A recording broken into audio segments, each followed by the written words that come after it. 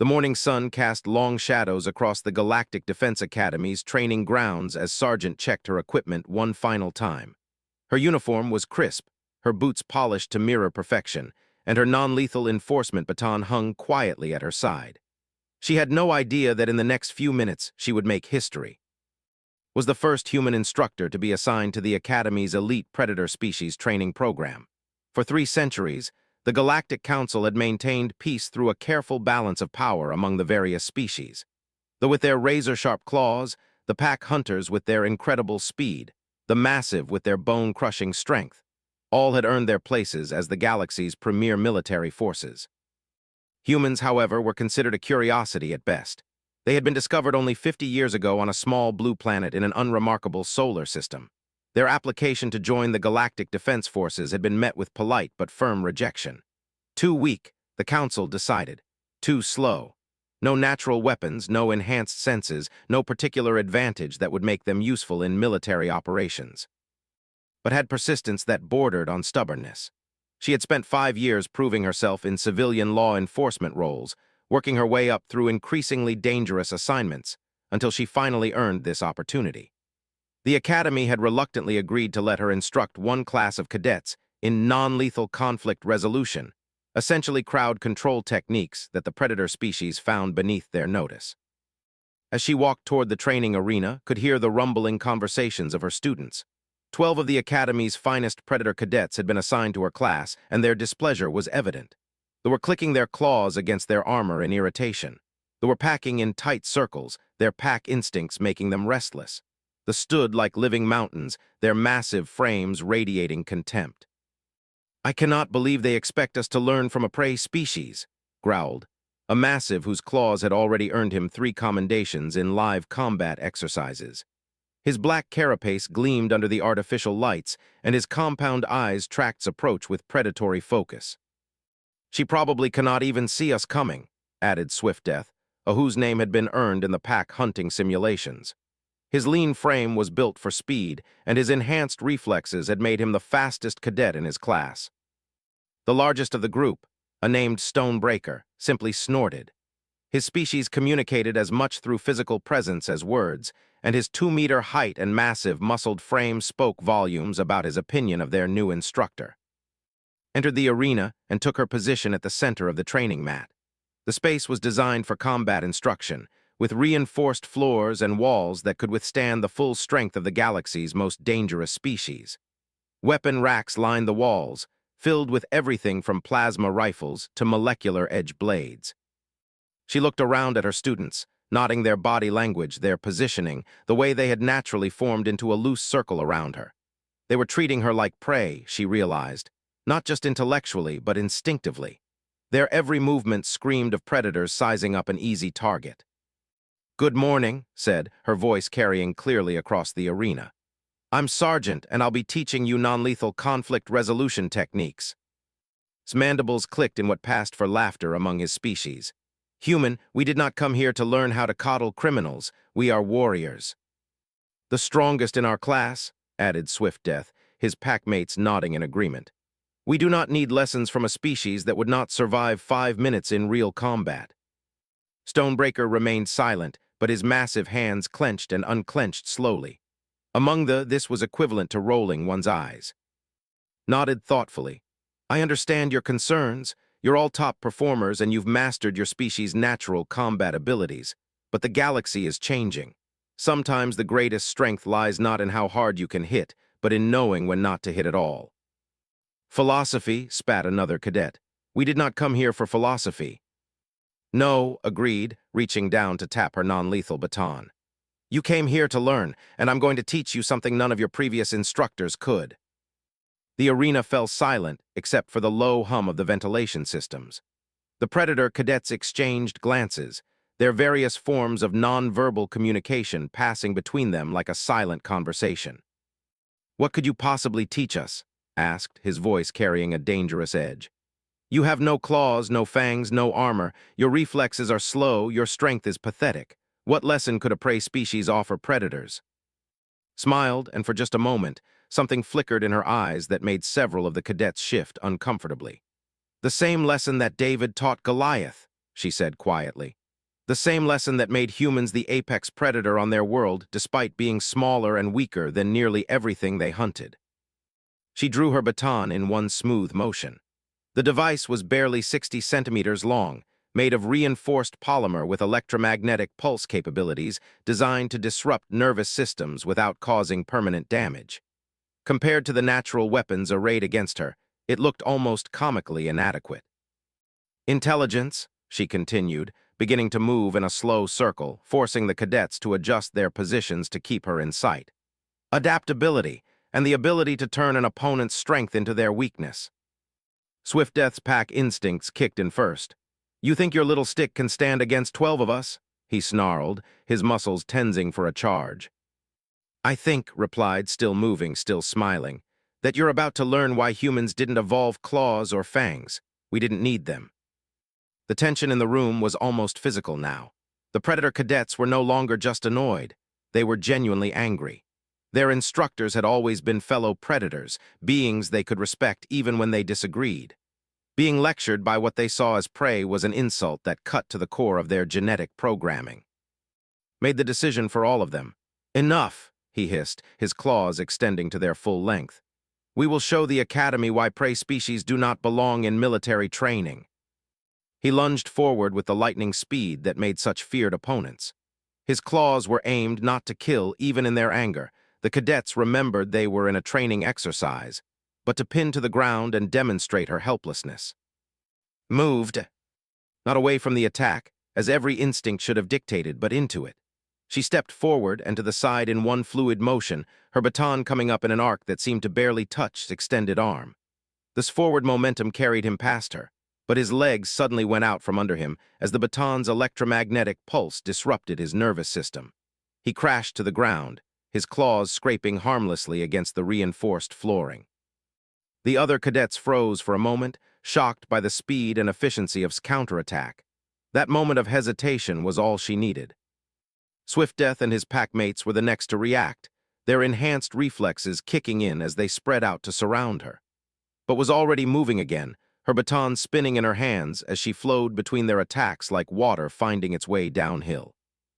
The arena erupted into motion as all 12 cadets attacked at once, their various species combat styles creating a chaotic whirlwind of claws, fangs, and crushing blows. And in the center of it all danced. The cacophony of the arena was unlike anything the Academy's monitoring systems had ever recorded. 12 of the most dangerous predator species in the galaxy moved with lethal coordination, their natural hunting instincts finally aligned toward a single target. They clicked and chittered as they coordinated their attacks, their compound eyes tracking multiple angles simultaneously. The pack moved with fluid synchronization, each member knowing instinctively where the others would strike. They simply charged forward like living avalanches, their massive frames capable of crushing bones with casual swipes. Moved through it all like she was performing a deadly ballet. Her baton whistled through the air, never striking with full force but always finding the precise neural clusters that would disrupt her opponent's coordination. She ducked under Stonebreaker's massive fist, her baton tapping against his wrist as she spun away. The giant's hand went numb instantly, his fingers spreading involuntarily as the electromagnetic pulse scrambled his motor control. Swift Death came at her from the left, his enhanced speed turning him into a blur of motion, but had been watching his pattern, noting how the favored his right side for killing strikes. She feinted right, drawing his attack exactly where she wanted it, then pivoted on her left foot and brought her baton up in a rising arc. The tip caught him just behind his ear, and the proud hunter collapsed in a twitching heap as his nervous system temporarily shut down. Two attacked simultaneously from opposite directions, their razor claws extended, and their mandibles spread wide in threat displays. Dropped to one knee, letting their attacks pass over her head, then swept her baton in a wide horizontal arc that caught both of them across their lower legs. The electromagnetic discharge traveled through their conductive carapaces, and they crashed together in a tangle of clicking limbs and confused chittering. But the predators were learning. They had spent their entire lives hunting their combat instincts, and even in their shock, those instincts were adapting to this impossible situation.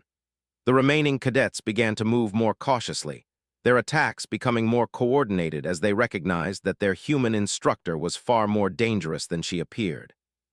A named blood track had been studying movement patterns. He noticed that she favored counterattacks, using her opponent's momentum against them rather than meeting force with force. He began to move in short, darting attacks that he could abort if she tried to redirect his energy. "She uses our strength against us," he growled to his remaining packmate. "Do not commit to full attacks." Heard the exchange? Her human ears might not have been as acute as theirs, but the arena's acoustics carried their words clearly. She smiled grimly as she realized they were beginning to understand. That was good. The best predators were those who could adapt quickly to new situations. But she was adapting too. Suddenly changed her defensive strategy. Instead of waiting for attacks to come to her, she went on the offensive. Her baton extended with a sharp mechanical click, gaining an additional 20 centimeters of reach. She advanced on the nearest, her movements no longer flowing and defensive but sharp and aggressive. The cadet, caught off guard by the sudden change in tactics, raised his claws to block. His baton slipped between his defenses like it was made of liquid, striking 3 precise points along his arm in rapid succession. Each strike sent electromagnetic pulses through different nerve clusters, and this entire right arm went limp. Before he could recover, spun her baton and struck upward, the tip catching him under his mandible where his carapace was thinnest. The compound eyes went dark as his brain temporarily lost coordination, and he toppled backward like a felled tree. The stonebreaker roared in frustration as feeling began to return to his hand. His species prided itself on being unmovable, unstoppable forces of nature. The idea that a creature less than half his size had neutralized him, even temporarily, was an insult that burned in his massive chest. He charged forward with earthquake footsteps, both hands reaching for a crushing embrace that would end the fight immediately. But had been expecting this. Psychology was straightforward. When frustrated, they always resorted to overwhelming force. Waited until the last possible moment, then dropped into a slide that carried her between Stonebreaker's legs. As she passed underneath him, her baton struck upward twice in rapid succession, hitting specific points on the back of his knees where even armor was thin. Stonebreaker's legs buckled, and his own momentum carried him into a devastating crash that shook the entire arena. He tried to push himself up, but his legs refused to respond to his commands, the electromagnetic pulses having temporarily severed his brain's connection to his lower body. "Impossible," whispered one of the remaining. "She is just one small human. How is she doing this?" Stood in the center of a circle of fallen predators, her breathing slightly elevated but still controlled. Her uniform was barely wrinkled, and her baton hummed with ready energy. Around her, 8 of the Academy's finest cadets lay twitching or motionless, their nervous systems scrambled by precise strikes they had never seen coming. "The same way humans hunted mammoth and saber-toothed tigers," replied, her voice carrying clearly in the suddenly quiet arena. "Not by being stronger or faster, but by being smarter." The 4 remaining cadets, 2, 1, and 1 circled her warily. They had seen their classmates fall, had watched techniques they thought they understood prove utterly inadequate against this deceptively fragile-looking human. Who had been the first to attack and the first to fall was beginning to regain control of his limbs. He pushed himself up on his elbows, his compound eyes focusing on with a new expression. Gone was the contempt, the casual dismissal of a prey species. In its place was something that looked almost like respect. "You are not what we expected," he admitted, his mandibles clicking thoughtfully. Nodded, keeping her attention split between the downed cadets and those still standing. "That's the point. In real combat situations, you'll face opponents who don't fight the way your training expects. Pirates, rebels, terrorists, they don't follow the honor codes of military academies. They use surprise, deception, and tactics you've never seen before." Blood Track, the who had been adapting most quickly to her style, tilted his head in a gesture of grudging acknowledgement. "So you show us what it feels like to face an unknown enemy." "Exactly," confirmed. "And more than that, I'm showing you that strength isn't always about physical power. Sometimes the greatest weapon is the ability to think 3 moves ahead." The remaining, a female named Mountain Mover, spoke for the first time since the exercise began. "Your little stick," she rumbled, her voice like distant thunder. "It does not hurt us permanently, but it stops us completely." "How?" Held up her baton, letting them see the subtle circuitry that ran along its length. "Electromagnetic pulse technology, calibrated for different nervous system types. Your Academy medical files provided all the information I needed to calculate the precise frequencies required to disrupt neural function without causing lasting damage. You studied us, Swiftdeath said from where he was beginning to regain consciousness on the floor. Before you ever met us, you were already planning how to defeat us. I studied you, agreed. I learned your strengths, your weaknesses, your natural fighting styles and psychological profiles. By the time you walked into this arena, I already knew how each of you would react to different stimuli. The revelation sent a ripple of unease through the conscious cadets. They were used to being the hunters, the ones who studied their prey. The idea that they had been analyzed and by their supposed victim was deeply disturbing. But that's not the real lesson, continued, beginning to move again in her slow, hypnotic circle. The real lesson is that right now, as we speak, you're learning how to counter my techniques. Blood Track has already figured out that my counterattacks depend on committed strikes. Mountain Mover is calculating the optimal timing to rush me before I can target her nerve clusters. Even from the floor, is studying my movement patterns for weaknesses. She was right. Each of the cadets was unconsciously doing exactly what she described, their predator instincts automatically adapting to the new threat she represented.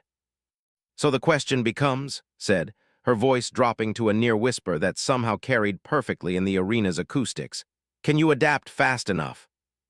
The four remaining cadets looked at each other, a silent communication passing between them.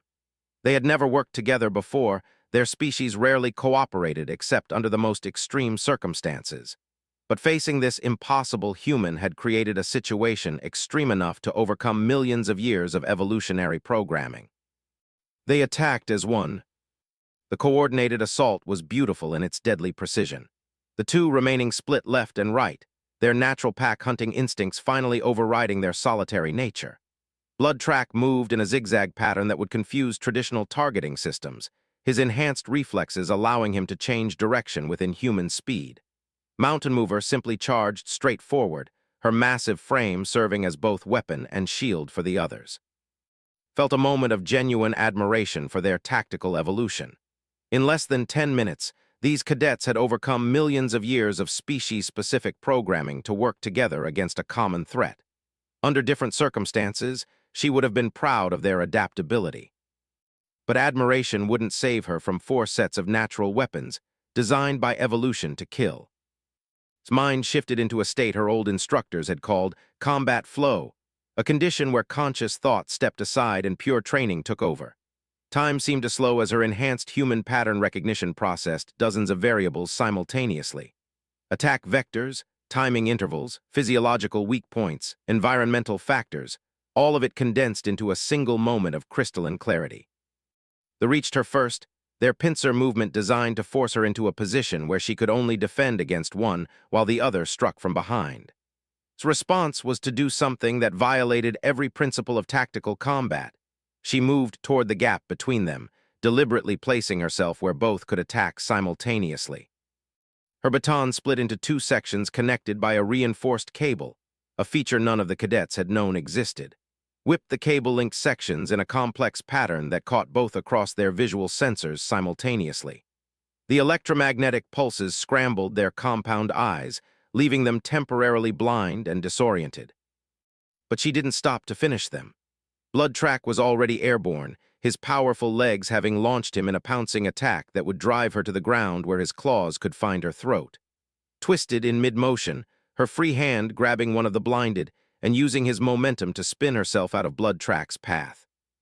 They hit his own ally instead of, both of them going down in a tangle of confused limbs and frustrated snarls. That left Mountain Mover, 2 tons of muscle and bone moving like a living landslide. Had perhaps 3 seconds before they reached her, and there was nowhere to run that those massive legs couldn't follow. So didn't run, she planted her feet and waited. Mountain Mover's eyes widened in surprise as she realized her prey was going to stand and fight. Respected courage above all else, and seeing this tiny human face her charge without flinching sparked something like admiration in her warrior's heart. But admiration wouldn't stop 2,000 pounds of charging. Waited until Mountain Mover was close enough that her hot breath fogged the arena's cool air. Then she dropped to the ground and rolled directly under his feet. Mountain Mover tried to stop, but her momentum was too great. She stumbled forward, off balance, and Baton struck 3 times in rapid succession against nerve clusters in the ankles and the back of her knees. Mountain Mover's legs locked up instantly, her nervous system unable to process the conflicting signals from her brain and the electromagnetic interference. She toppled forward like a felled mountain, her crash echoing through the arena with enough force to crack the reinforced flooring. Rolled to her feet and turned to face the remaining conscious cadets. Bloodtrack had untangled himself from his collision and was crouched in a combat stance, his enhanced reflexes making him seem to vibrate with contained energy. The two were shaking their heads as their vision slowly cleared, their compound eyes beginning to focus again. "You're learning," acknowledged, her voice steady despite the exertion of the fight. "That last attack was much better coordinated than your initial attempts." Bloodtrack's lips pulled back in what might have been a snarl or a grin. "We are not finished learning," he growled. "No," agreed, shifting her weight to the balls of her feet. "You're not." The moved first this time, but his attack was different. Instead of the straight-line charges that had been countering, he moved in short bursts of speed, never committing fully to any single attack vector. He had learned from watching his packmates fall. Found herself genuinely challenged for the first time since the exercise began.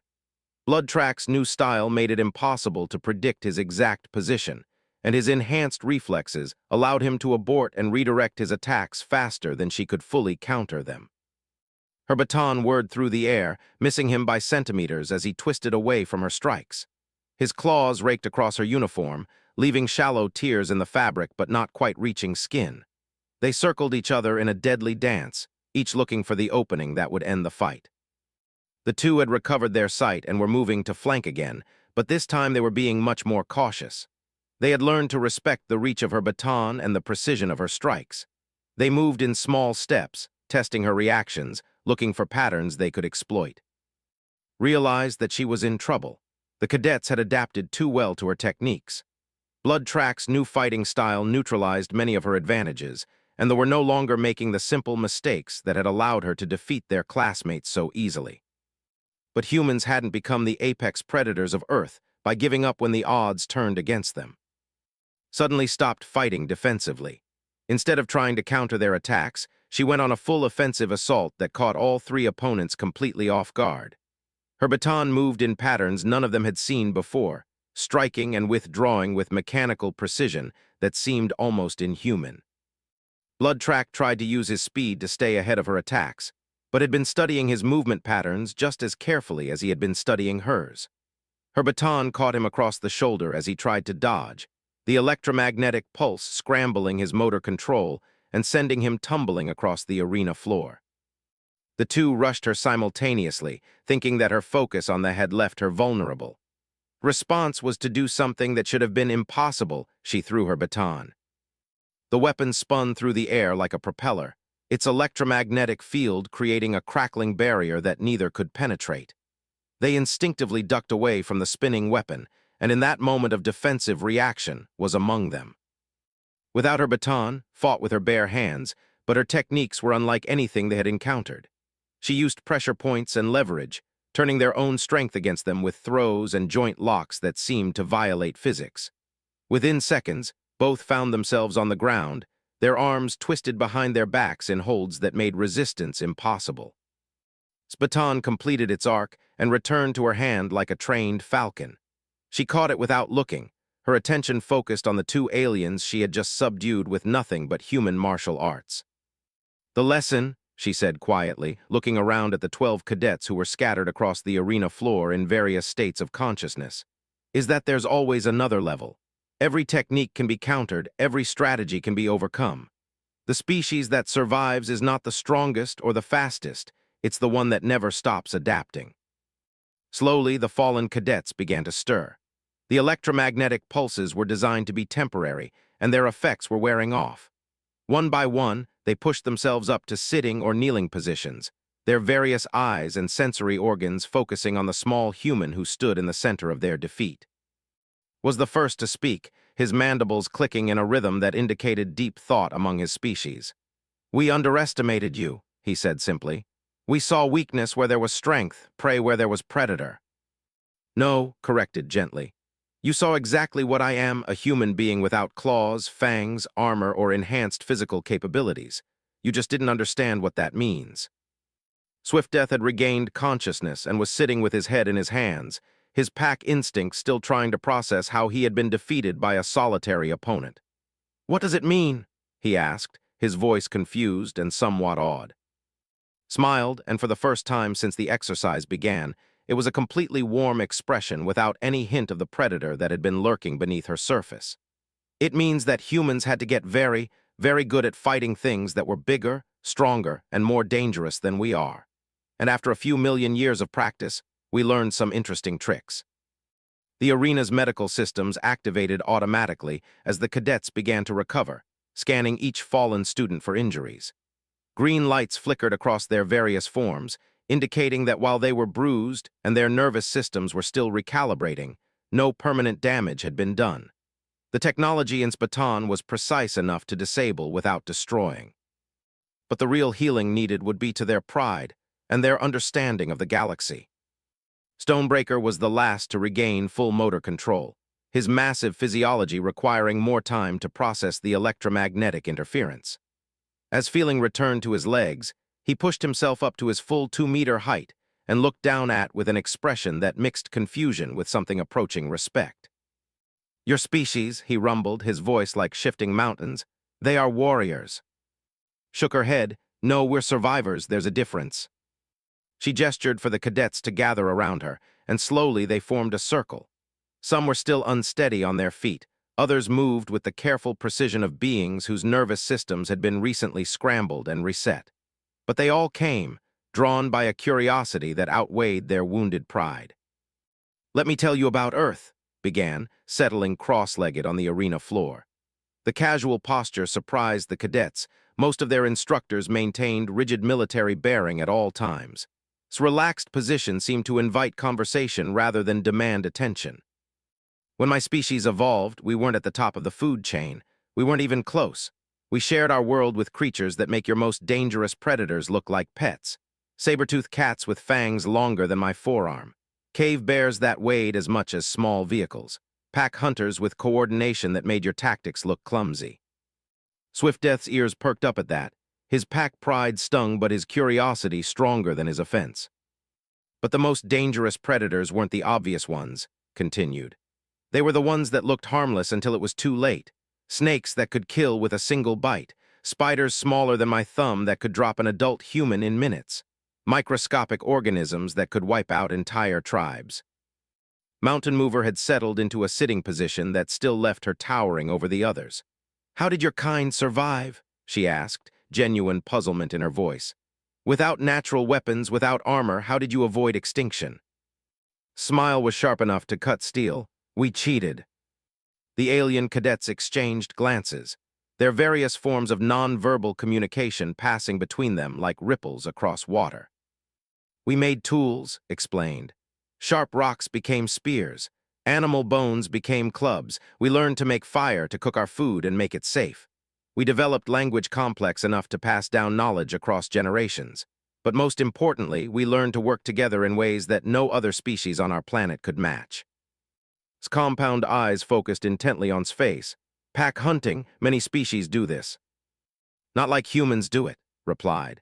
"Your pack hunting is instinctual, genetic. You work together because evolution programmed you to do it.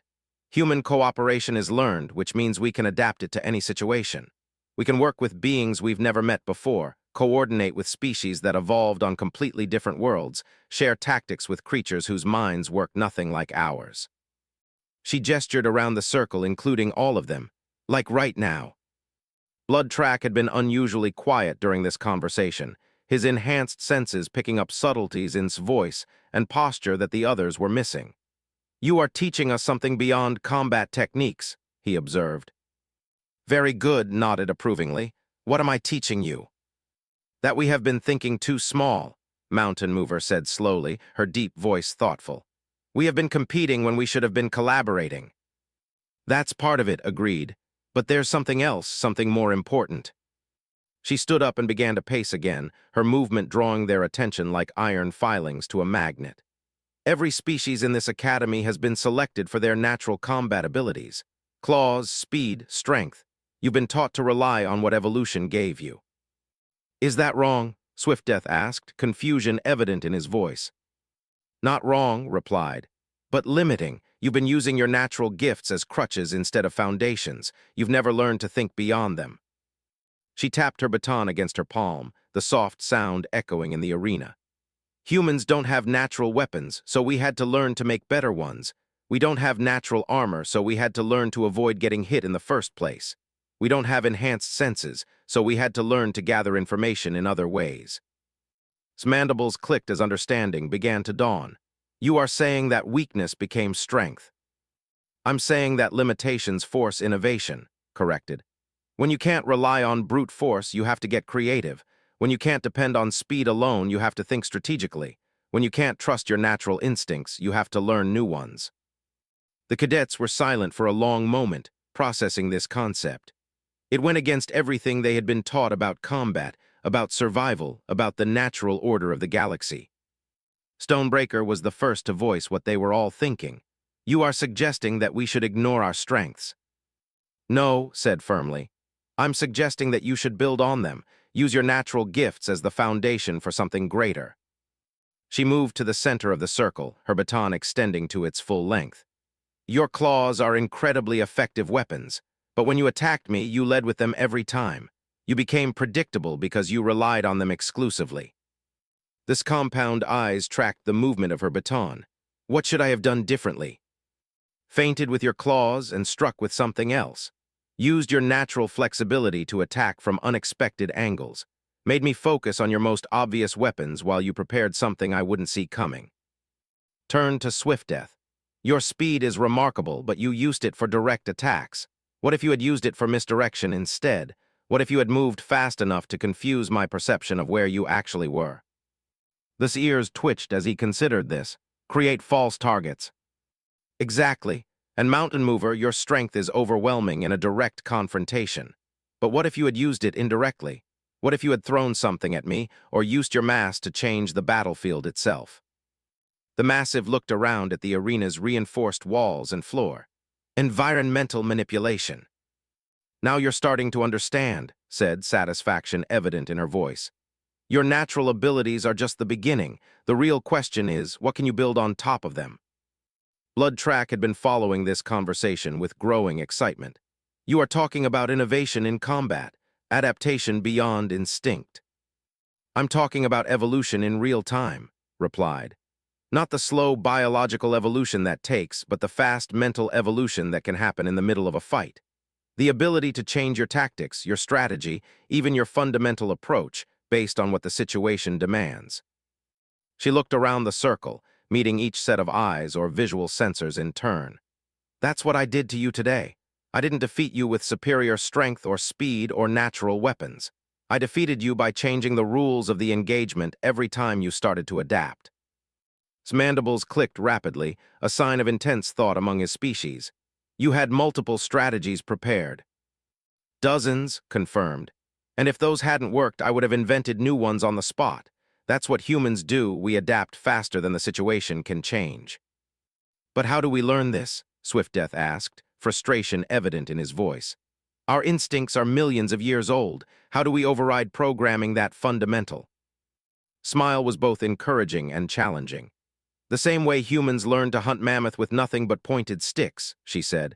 Practice, failure, analysis, adaptation, and most importantly, the willingness to be wrong about everything you think you know. The arena fell silent again as the cadets absorbed this lesson. They had come here expecting to learn crowd control techniques from an inferior species.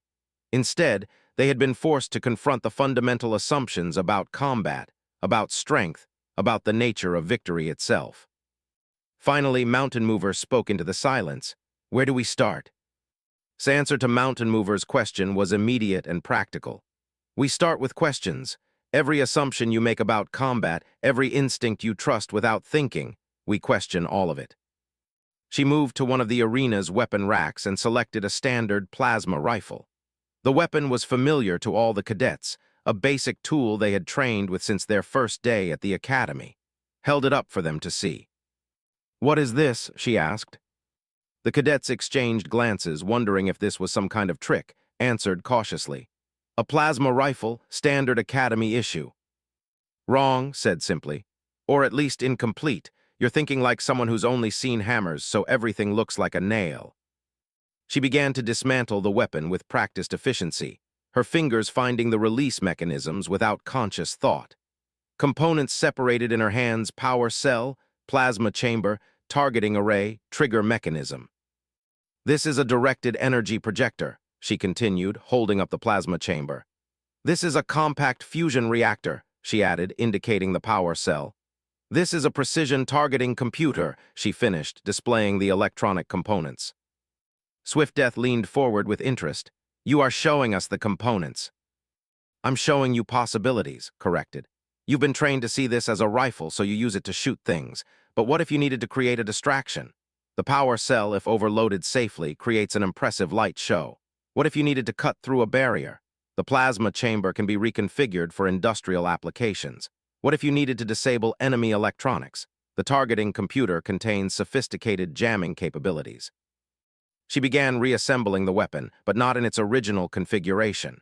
Her modifications created something that looked familiar but functioned completely differently. One tool, dozens of applications. The limitation isn't in the technology, it's in how you think about it. Bloodtrack was watching her hands with fascination. His enhanced reflexes let him follow movements that the others could only see as blurs, and what he observed was changing his entire understanding of human capabilities.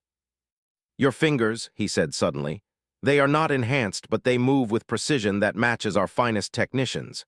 How? Paused in her work and looked down at her hands. To her, they were just hands, useful tools that had served her well throughout her life. But she was beginning to understand how alien they might appear to species whose appendages had evolved for specific purposes. Practice, she said simply. Humans start using their hands for complex tasks from the moment they're born. We learn to write, to draw, to play musical instruments, to perform surgery. By the time we reach adulthood, our hands are capable of incredibly precise work. But that is just dexterity, Stonebreaker observed. Useful, but not revolutionary. You're missing the bigger picture, replied, setting down the modified weapon and flexing her fingers. It's not about the dexterity itself, it's about what the dexterity represents. Humans are generalists. We don't have specialized appendages for specific tasks, so we had to learn to make our general-purpose tools work for everything. She gestured around the arena, taking in all the sophisticated technology that surrounded them. Every piece of equipment in this room was designed by beings who thought like specialists. The engineers focused on making systems that were fast and efficient. The designers emphasized durability and power. The builders prioritized precision and coordination. What is wrong with that? Asked. Nothing's wrong with it, replied. But it's predictable. When you design something for a specific purpose, you also create specific vulnerabilities. A system built for speed might sacrifice defensive capabilities. A tool designed for power might be inflexible in its applications. She picked up her baton and activated its various functions one by one. The weapon extended, split into two sections, recombined, shifted into different configurations with each adjustment. Humans design things to be adaptable because we had to be adaptable to survive. We create tools that can be multiple things because we needed multiple things and couldn't carry specialized equipment for every situation. Mountain Mover's eyes widened as understanding began to dawn. You are saying that human technology is inherently more versatile. I'm saying that human thinking is inherently more versatile, corrected. The technology just reflects that. When humans encounter a problem, our first instinct isn't to find the right tool for the job, it's to figure out how to make the tools we have work for the job. She demonstrated by pulling out a standard emergency kit from her belt. The contents were mundane medical supplies, basic tools, emergency rations. But in his hands, they became something different. Medical tape becomes restraints, she said, holding up a roll. Nutrient bars become throwing weights. Diagnostic scanners become communication jammers if you know how to reconfigure their frequencies. Bloodtrack was practically vibrating with excitement now. You are showing us improvisation, tactical adaptation using available resources. Now you're getting it, smiled. And this is just the beginning. The real lesson isn't about tools or technology, it's about mindset. She returned to the center of their circle, her expression becoming more serious. Every species in this academy has been taught to fight like their species fights. Use speed and cutting attacks. Rely on pack coordination. Depend on overwhelming force. But what happens when you face an enemy who doesn't fight the way you expect? We adapt our tactics, Swift Death said, but his voice was uncertain. Do you? Challenged. Or do you try to force your natural advantages to work in an unnatural situation? When I defeated all of you, I wasn't using superior human tactics. I was using whatever worked in the moment. Techniques against the, philosophy against the, completely new approaches when the situation demanded it. His mandibles were clicking rapidly now, processing implications that expanded far beyond the training arena. You are suggesting that we should learn to fight like all species, not just our own. I'm suggesting that you should learn to fight like the situation requires, replied. Sometimes that might mean fighting like sometimes like something that's never been seen before. She began to pace again, her movement drawing their attention and focusing their thoughts. The galaxy is vast, and it's full of beings who evolved under conditions we can't imagine. Someday you might face silicon-based who communicate through electromagnetic pulses, or energy beings who exist as living plasma, or hive minds that share consciousness across millions of bodies. How do we prepare for unknowns like that? Mountain Mover asked, the practical problems clear in her voice. His answer was simple but profound. By learning to think like humans think, not because humans are superior, but because humans had to learn to face the unknown and survive it every single day. She stopped packing and looked around the circle, meeting each gaze directly. Your species evolved on worlds where you understood the rules. Humans evolved on a world where the rules kept changing. Ice ages, volcanic eruptions, massive extinctions we survived because we learned to adapt faster than the environment could kill us. So we must learn to change as quickly as situations change, Bloodtrack said, understanding lighting up his features. Faster, corrected. You have to change before the situation changes, anticipate adaptations that haven't happened yet, prepare for possibilities that haven't become realities. Stonebreaker was quiet for a long moment, his massive frame motionless as he processed these concepts. When he finally spoke, his voice carried a weight of realization. This is not just combat training, he said slowly. This is survival training for a universe we do not yet understand. Nodded, her expression proud and serious. The galaxy is expanding. First contact protocols are constantly being revised as we discover new forms of life. The old ways of thinking, the specialized approaches that worked when we only had to deal with known quantities, they're becoming obsolete. But our natural abilities, protested, are you saying they are useless? I'm saying they're the foundation, not the ceiling, replied. Build on them, don't be limited by them. Use your speed, but use it in ways no one expects. Coordinate your pack, Swift Death, but learn to coordinate with species that don't share your instincts. Apply your strength, Mountain Mover, but apply it with precision that surprises everyone. She looked around the circle one more time, taking in their faces as understanding and excitement began to replace confusion and wounded pride. The age of specialized warriors is ending, she said quietly. The age of adaptive warriors is just beginning, and that's not a human thing, that's a survival thing. The species that learn this first will be the ones who shape the galaxy's future. The arena fell silent as the cadets absorbed this final lesson. They had entered as representatives of their species' finest military traditions. They were leaving as something new hybrid thinkers who could blend the best of their natural gifts with the adaptability that would define the next era of galactic civilization. In the weeks that followed, word of demonstration would spread through the academy and beyond. The 12 cadets would become the core of a new training program that would revolutionize military thinking across the galaxy, and would find herself at the center of a movement that would prove humans belonged not as the weakest members of the galactic community, but as the teachers who could help everyone become stronger. The future, as it turned out, belonged to those who could learn to change.